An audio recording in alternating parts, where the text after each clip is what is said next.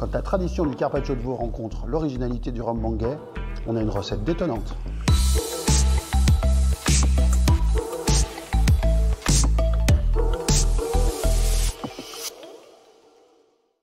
D'abord, je commence par les topinambours que je vais éplucher tout en leur donnant une forme assez cylindrique. Je vais cuire les topinambours dans de l'eau bouillante pendant quelques minutes. Je ne sale pas l'eau de cuisson car après je vais laquer les topinambours avec le soja et quand j'utilise du soja salé, je ne sale jamais mes préparations. Pendant la cuisson de mes topinambours, je vais prendre mon assiette de présentation où je vais venir couper le filet de veau en le coupant très très fin.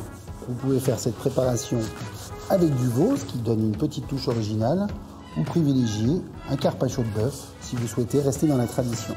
Une fois que mon carpaccio est bien présenté au centre de mon assiette, je réserve l'assiette au réfrigérateur.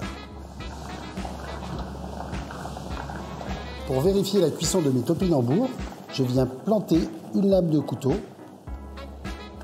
et le topinambour doit retomber dans la casserole. Je les retire de l'eau. Dans une poêle, j'ajoute un morceau de beurre. Quand le beurre devient moussant, je viens mettre les topinambours dans le beurre. J'ajoute le miel et je vais faire caraméliser les topinambours dans le beurre et le miel.